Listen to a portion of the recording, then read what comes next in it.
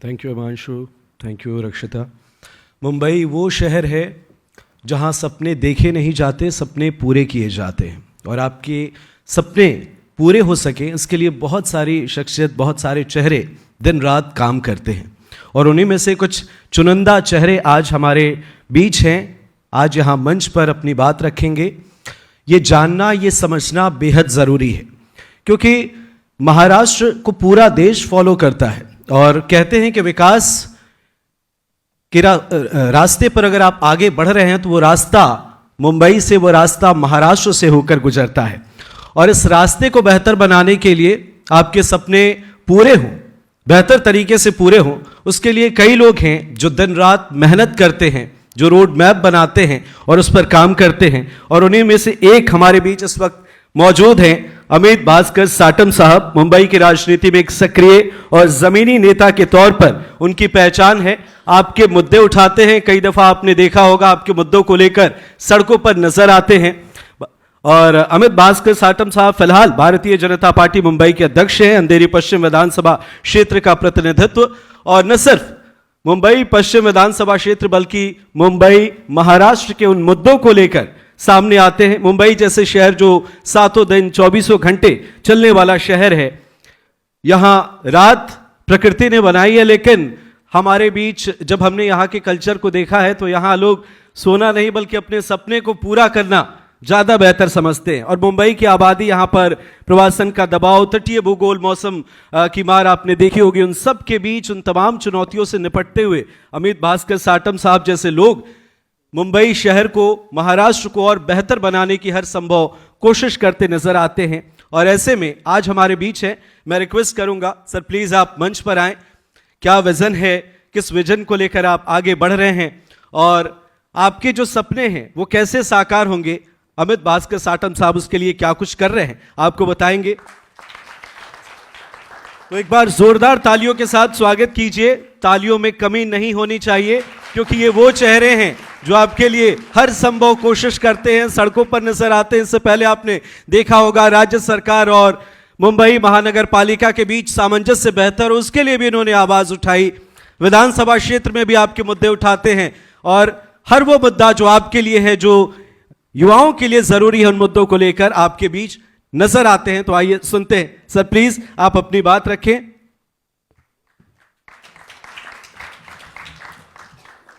Thank you very much to Republic Network for giving me this opportunity to speak and present my views and my ideas on governance in Mumbai city as a whole.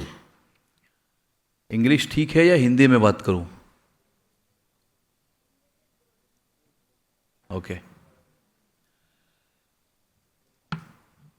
I have been asked to speak on governing India's relentless mega city. Mumbai never stops. As he rightly pointed out, कि मुंबई में रात प्राकृतिक है, लेकिन वैसे मुंबई में रात कभी होती नहीं है. And Mumbai is known because Mumbai never sleeps. And Mumbai also does not, किसी को निराश नहीं करती. यहाँ पर अपने सपने लेकर जो भी आता है, हर व्यक्ति के लिए कुछ न कुछ अपॉर्चुनिटी जरूर इस शहर में है. And the way Mumbai has transitioned from the formation of the state of Maharashtra in 1960. पहले मुंबई स्टेट था, उसमें फिर दो स्टेट क्रिएट हुए, महाराष्ट्र एंड गुजरात, और मुंबई महाराष्ट्र की कैपिटल बनी. और उसके बाद में जो मुंबई शहर का ट्रांजिशन रहा है, 1960s का दशक है या 1970s का दशक है, जिन 1960s के दशक में मुंबई ने संयुक्त महाराष्ट्र का आंदोलन देखा, which actually created the state of Maharashtra with Mumbai. And after that Mumbai 1971-1972 में बहुत सारे लोग जो है वो ग्रामीण महाराष्ट्र से, फ्रॉम रूरल महाराष्ट्र, जब एक बहुत बड़ा अकाल वहां पर पड़ा था तो बहुत सारे लोग रूरल महाराष्ट्र से मुंबई शहर में माइग्रेट हुए और बहुत बड़े पैमाने पर महाराष्ट्र का rural population move to Mumbai in 1971-1972.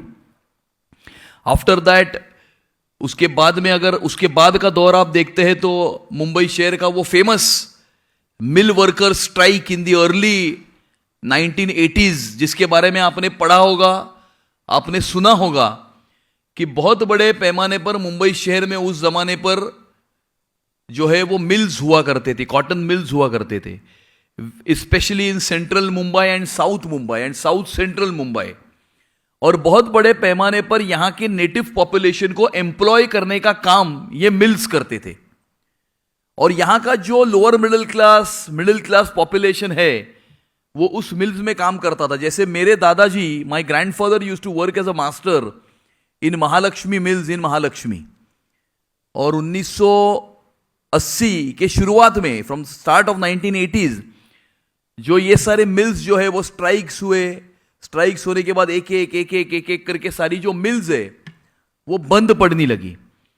और बहुत बड़े पैमाने पर यहां का जो नेटिव पॉपुलेशन है वो अनएम्प्लॉयड उसकी वजह से हो गया।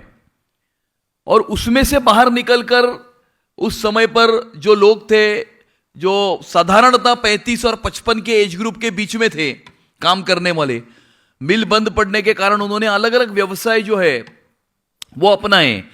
किसी ने टैक्सी खरीदी, कोई ठेला लगाने लगा, कोई और कहीं नौकरी करने लगा। और इस प्रकार से छोटे छोटे काम करके उन लोगों ने अपने परिवार को जो है वो आगे बढ़ाया। जैसे मेरे दादाजी ने अपनी नौकरी छूटने के बाद में कांदा बटाटा का धंधा चालू किया अपने घर से, और कांदे बटाटे बेचकर उन्होंने मेरे पिताजी की पढ़ाई पूरी की। और ये 1985 के बाद में जो दशक है वो मुंबई शहर ने एक बहुत बड़ा क्राइम से लेकर अंडरवर्ल्ड, ये जो दशक है 1985 के बाद आप अगर देखोगे तो क्राइम से लेकर अंडरवर्ल्ड तक मुंबई शहर का प्रवास हुआ। 92 में जो बम विस्फोट मुंबई शहर में हुए, और एक जमाना मुंबई शहर में ऐसा था 1990s के शुरुआत में कि अगर कोई नई गाड़ी खरीदता था तो ऊपर से फोन आता था कि आपने नई गाड़ी खरीदी है, आपने इतने पैसों की गाड़ी खरीदी है तो उसका इतना पैसा, इतना % पैसा जो है वो हमें भेज दीजिए। या कोई कंस्ट्रक्शन की साइट अगर शुरू करता है तो उस बिल्डर को फोन आता था। कोई नई पिक्चर निकाल रहा है तो उस पिक्चर के प्रोड्यूसर को फोन आता था। या तो वो कहते थे कि इन स्टार्स को आप अपनी फिल्म में लीजिए, या वो कहते थे कि आपकी फिल्म के प्रॉफिट का इतना % ये हमें दीजिए। इस प्रकार से 1990 से लेकर 1995 तक एक दहशत का माहौल और टेरर का एटमॉस्फेयर इस मुंबई शहर में था। और बहुत बड़े पैमाने पर क्रिमिनलाइजेशन ऑफ पॉलिटिक्स उस समय पर मुंबई शहर में हुआ था। इस क्रिमिनलाइजेशन ऑफ पॉलिटिक्स के ऊपर जब 1995 में आपको याद होगा कि बीजेपी और शिवसेना की गवर्नमेंट उस समय पर आई थी, और deputy chief minister Gopinath Munde जी बने थे, और वो होम मिनिस्टर भी थे। उन्होंने 1995 से लेकर 1999 तक बहुत बड़े पैमाने पर पुलिस को फ्री हैंड देकर मुंबई में जो क्रिमिनलाइजेशन ऑफ पॉलिटिक्स चलता था, उस क्रिमिनलाइजेशन ऑफ पॉलिटिक्स को पूरी तरह से मुंबई शहर से खत्म करने का काम ये 95 से लेकर 99 के उस 4.5 वर्षों के कालावधि में उस समय पर होते हुए हमने देखा था। उस समय पर दूसरा भी एक बहुत बड़ा काम हुआ था कि मुंबई शहर का सबसे बड़ा प्रॉब्लम क्या है। उस समय पर भी मुंबई शहर का सबसे बड़ा प्रॉब्लम वही था, और आज भी मुंबई शहर का सबसे बड़ा प्रॉब्लम वही है। मुंबई शहर के 2 सबसे बड़े प्रॉब्लम है। First is mobility, second is housing.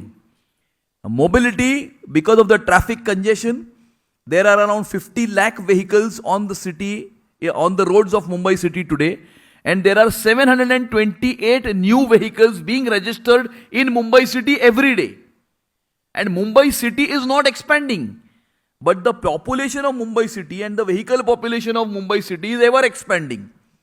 और आपको ये बात जानकर you will be surprised to know that Mumbai का जो पूरा जोग्राफिकल एरिया है, उस जोग्राफिकल एरिया का 40% area is mangroves, wetlands and urban forest.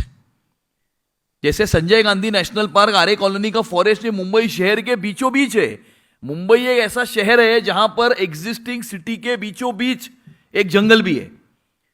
तो मुंबई का पूरा ज्योग्राफिकल एरिया का 40% एरिया में मैंग्रोव वेटलैंड्स और फॉरेस्ट है। 14% एरिया में मुंबई शहर के रास्ते और मुंबई शहर की रेलवे लाइन है। So that is 40 + 14 is 54, which leaves you with 46% of land mass of the city, on which 100% of the city is existing. So 100% of the city is living on 46% of land mass, and it is ever expanding. There are more and more people coming to the city. There are more and more vehicles which are being bought by people, which is increasing the vehicular population, and hence congestion and traffic remains to be the major issue in front of the city today, and it was before also. And also second is housing. Housing का मुद्दा इसलिए क्योंकि मुंबई शहर का साधारणतः 50% population ये slum areas में रहता है। और उस समय पर 1970s के दशक में, 1980s में जहां जहां सरकारी जमीन थी, जहां जहां ओपन स्पेस थी, वो उस समय के ऊपर लोगों ने उसके ऊपर घर बांधे। सरकार के पास कोई पॉलिसी नहीं थी। सरकार के पास न घर लोगों को देने की पॉलिसी थी और न ओपन स्पेस के ऊपर घर बनाने से रोकने की पॉलिसी थी। यानी सरकार was clueless at that point of time, as a result of which 50% of the population of the city is today living in slum areas. And although the living standards or the income of any household staying in a slum area may be minimum 25 to 30,000 rupees a month, means they can survive, but housing is a very big issue. So they are staying in a 10 by 10 or a 10 by 15 room, जिस room के अंदर ही hall भी उसमें है, kitchen भी उसमें है, नहाने की मोरी भी उसमें ही है और टॉयलेट बाहर कॉमन है। ऐसी स्थिति में 50% मुंबईकर जो है वो इस प्रकार की स्थिति में रहते हैं।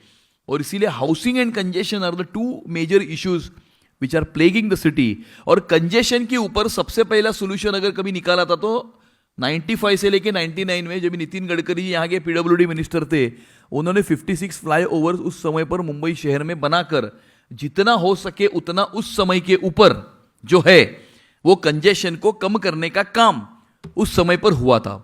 उसके बाद में मुंबई शहर में 15 वर्षों में एक मेट्रो बनी, वर्सोवा से घाटकोपर। आपको पता है वर्सोवा से घाटकोपर एक मेट्रो 9 किलोमीटर की दौड़ती है। 15 वर्षों में मुंबई शहर में 11 किलोमीटर की एक मेट्रो बनी।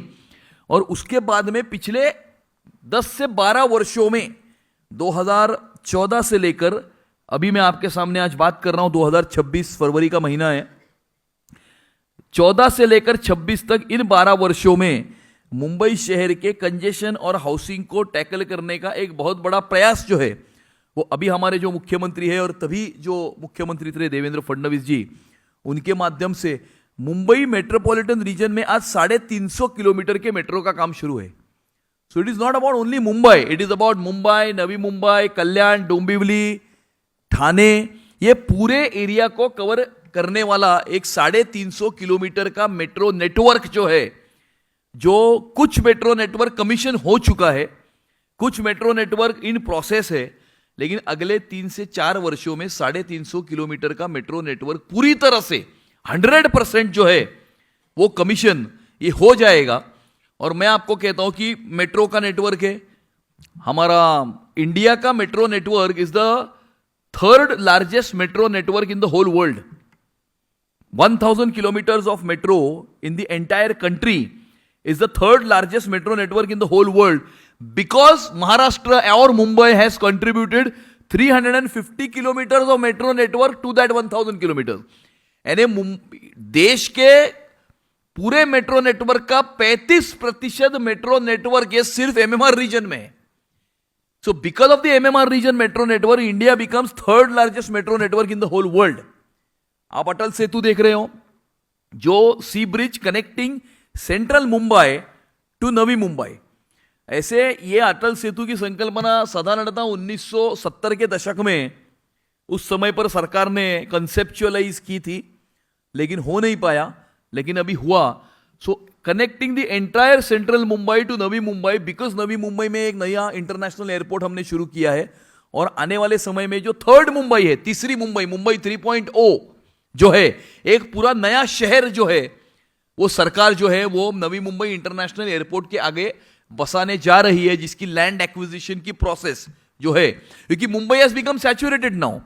मुंबई शहर जैसा मैंने आपको बताया, और कितने लोगों को, और Mumbai is an unplanned city, Mumbai is not a planned city.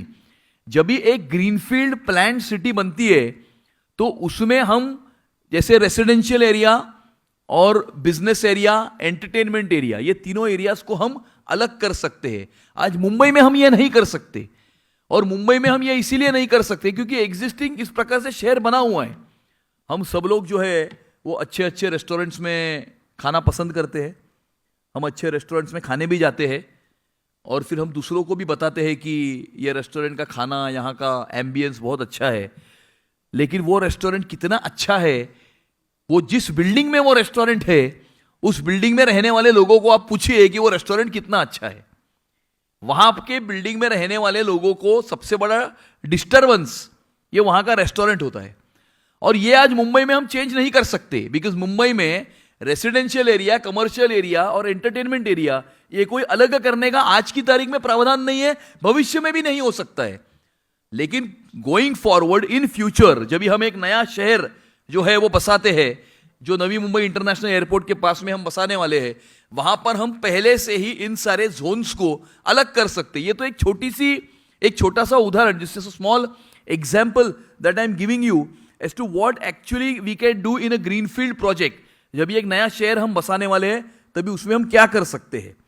और इस प्रकार से वो नया जो सिटी है वो वहां पर बस रहा है। अटल सेतु है, कोस्टल रोड आप सभी लोगों ने देखा ही होगा।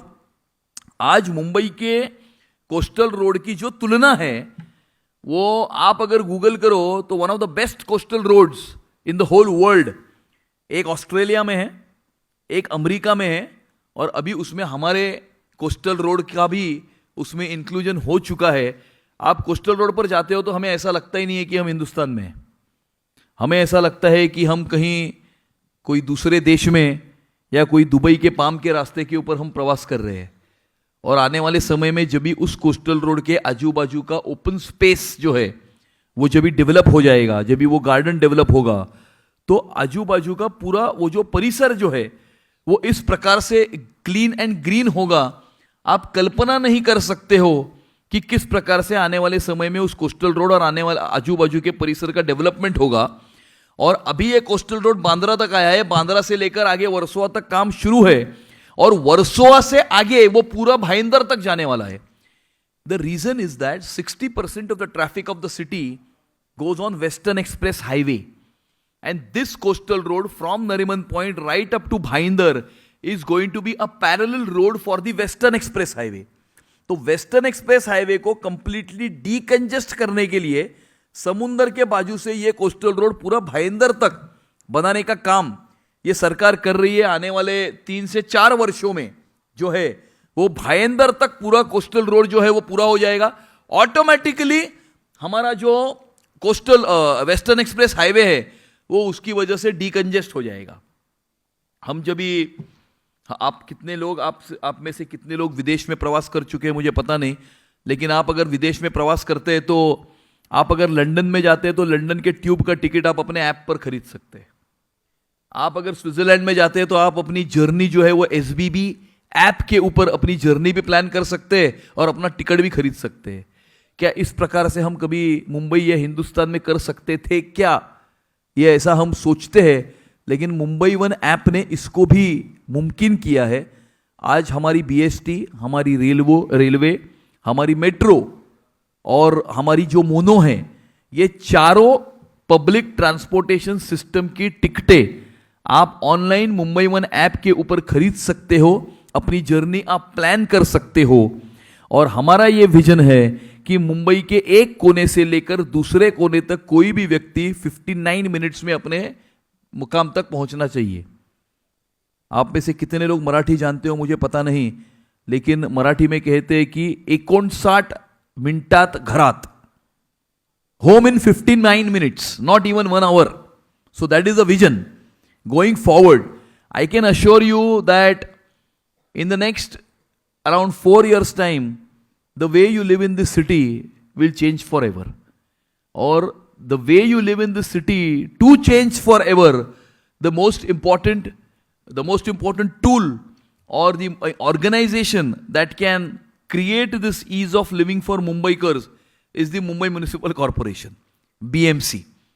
और BMC ये शब्द आता है, आप में से कई लोगों के चेहरे पर मुस्कान आ गई BMC का नाम आते ही, तो मुझे ये पता है कि BMC का शब्द ये बहुत ज़्यादा पॉजिटिविटी लेकर नहीं आता है. मुंबईकरों के मन में BMC मतलब इनएफिशिएंसी, BMC मतलब कचरा, BMC मतलब रास्ते पर पानी जमना, BMC मतलब करप्शन. इस प्रकार से मुंबईकरों के मन में BMC के बारे में जो है वो ये एक परसेप्शन बना हुआ है. सही है ना? आने वाले समय में इस परसेप्शन को चेंज करने का चैलेंज ये हमारे सामने है. आने वाले 3 से 4 वर्षों में हम ये कोशिश करेंगे कि BMC के बारे में भी जब भी BMC शब्द आएगा तो पॉजिटिविटी लेकर आएगा. जैसे आज मुंबई की बात होती है, पहले मुंबई जो है वो अंडरवर्ल्ड के लिए जाना जाता था, गैंग वॉर के लिए जाना जाता था. आज मुंबई अपने कोस्टल रोड, अटल सेतु और मेट्रो के लिए जाना जाता है. और मुंबई एक ऐसी वाइब्रेंट सिटी है कि जैसे एक ज़माना था जब 2008 में हमारे पूरे मुंबई को नहीं पूरे हिंदुस्तान को 48 घंटे के लिए कंप्लीटली हाईजैक कर लिया था कुछ टेररिस्ट ने. और आज का वो भी ज़माना है जब एक देश का स्टेट हेड यानी फ्रांस का प्राइम मिनिस्टर भी मुंबई शहर के रास्ते के ऊपर विदाउट सिक्योरिटी सुबह 6 बजे जॉगिंग कर सकता है. तो ये जो जर्नी है वहां से लेकर आज तक या कोस्टल रोड तक, अटल सेतु तक, और आने वाले समय में BMC का जो हमारा प्रायोरिटी है कि मुंबई शहर के रास्ते कैसे होने चाहिए. मुंबई शहर में हर बरसात में पानी जमता है.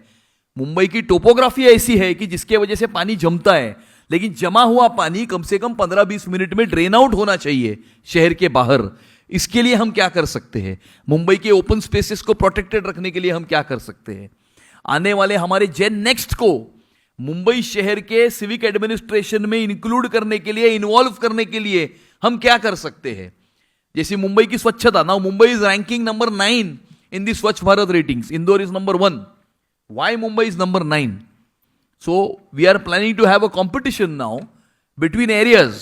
So Andheri will compete with Parla, Parla with Santa Cruz, Santa Cruz with Bandra, Bandra with Ghatkopar, Ghatkopar with Mulund, Mulund with Malabar Hill, Malabar Hill with Kolaba. So each area will compete against each other to show as to which is the cleanest area. So what this will do is this will get community involvement into the cleanliness process of the city. और हर व्यक्ति को यह लगना चाहिए कि मेरा रास्ता सबसे क्लीनेस्ट स्ट्रीट है, मेरा स्कूल क्लीनेस्ट स्कूल है, मेरा police station cleanest police station है, मेरा नेबरहुड क्लीनेस्ट नेबरहुड है. ये पब्लिक की, कम्युनिटी की इन्वॉल्वमेंट करने के लिए हम आने वाले समय में इस प्रतियोगिता की शुरुआत करने वाले हैं, जो 1 महीने की नहीं, ये पूरे साल भर की प्रतियोगिता होगी. और साल भर की प्रतियोगिता को एक थर्ड पार्टी एजेंसी उसका असेसमेंट करेगी.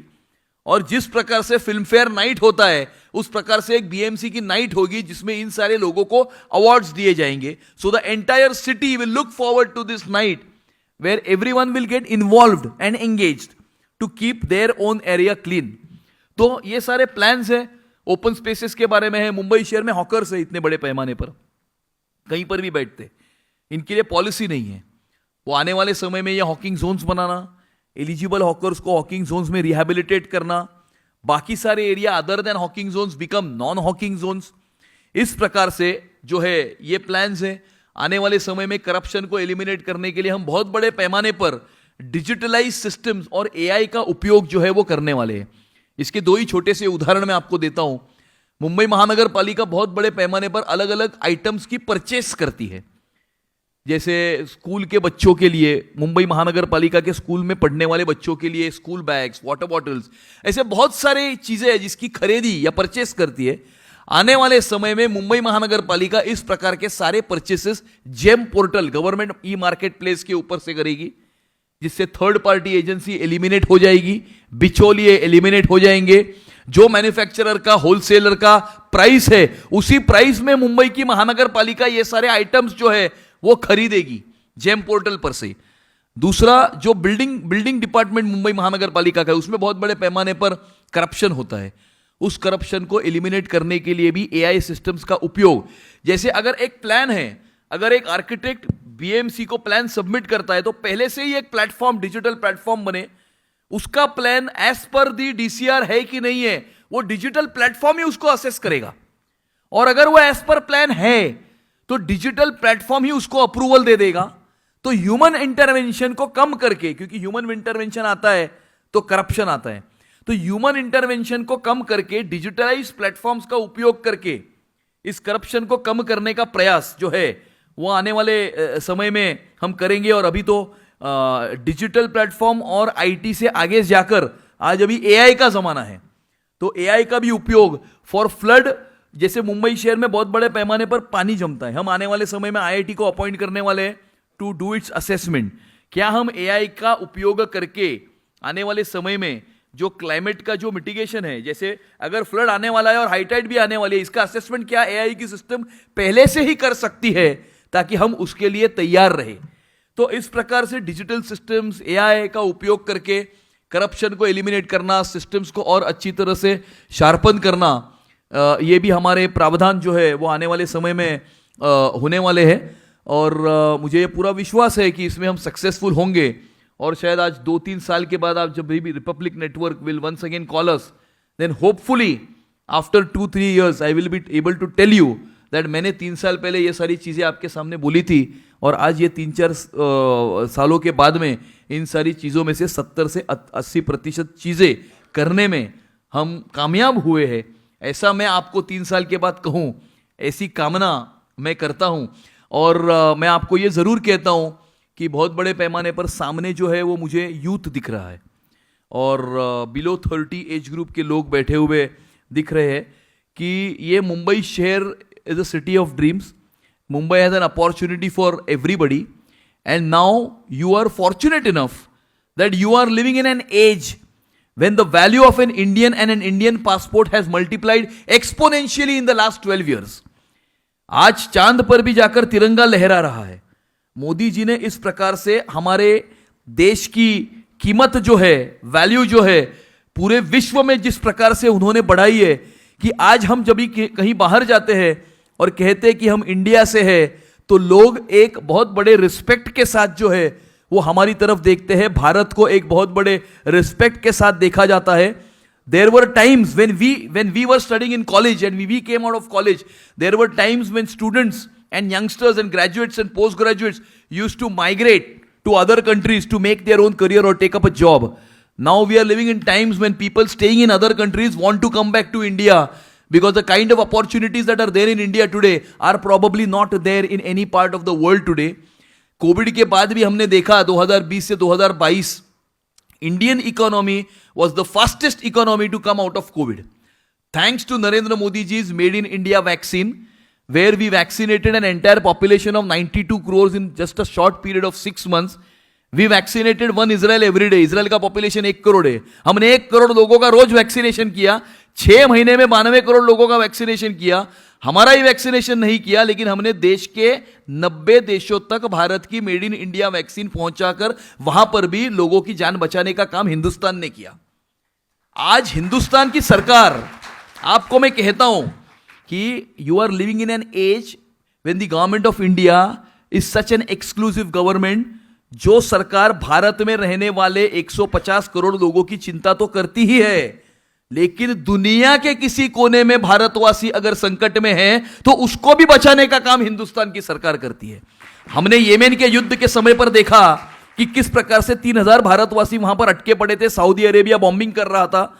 मोदी जी ने एक फोन उठाकर सऊदी अरेबिया के रूलर को कहा कि अपनी बमबारी बंद करो, मुझे अपने लोगों को फिर से लेकर आना है। बमबारी बंद हो गई और भारत की सरकार ने 3000 भारतवासियों को सुरक्षित रूप से हिंदुस्तान में वापस लेकर आई। रशिया और यूक्रेन का युद्ध छिड़ा, तभी हमने देखा हमारे 20,000 students were stuck in Ukraine. यहां से 4 मंत्री गए, एक हंगेरी में बैठा, एक बर्लिन में बैठा, एक लंदन में बैठा, और अलग अलग जगहों पर बैठकर उन्होंने ये पूरा कोऑर्डिनेशन करके 20,000 से ज्यादा विद्यार्थियों को सुरक्षित रूप से हिंदुस्तान की भूमि पर लेकर आने का काम हिंदुस्तान की सरकार ने किया। ये तो छोड़ो, पाकिस्तान के विद्यार्थी भी वहां पर थे, उनको लेके आने के लिए उनकी सरकार नहीं आई थी, उन्होंने भी अपने हाथ में तिरंगा पकड़ा, हिंदुस्तानी स्टूडेंट्स के साथ में खड़े हो गए, वो भी इंडिया वापस आ गए। तो अपनी so the point that I am trying to tell you is you are living in an age when आज भारत और भारतवासी की जो वैल्यू है वो इतनी बढ़ चुकी है, इतनी अपॉर्चुनिटीज हमारे देश में है।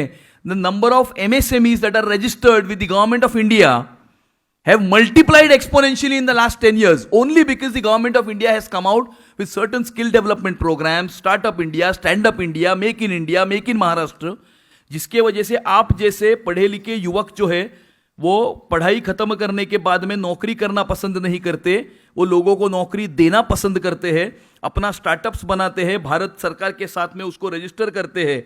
और अभी इस MSME को 7 लाख करोड़ का लिक्विडिटी भी हमारे इस बजट में हिंदुस्तान की सरकार ने दिया है।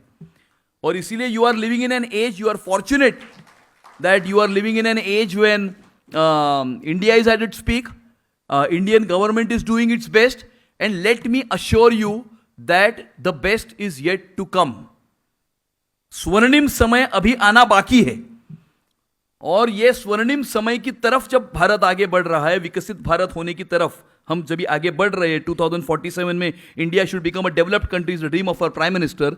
इस जर्नी में आप साथ में हो, और इसीलिए मुझे नहीं लगता है कि आज के जेन नेक्स से ज्यादा दूसरा कोई फॉर्चुनेट है।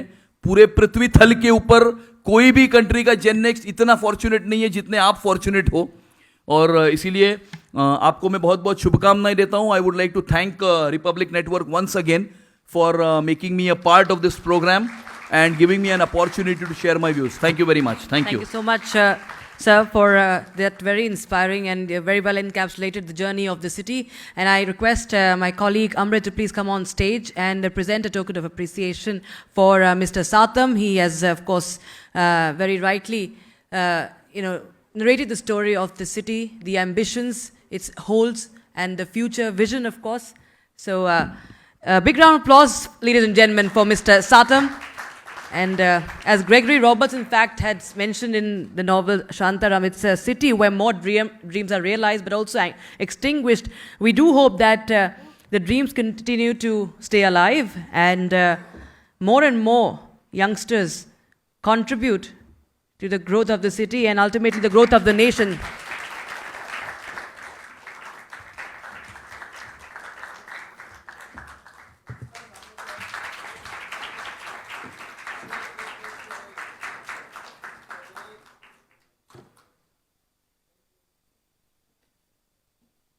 Thank you so much, gentlemen. Thank you so much.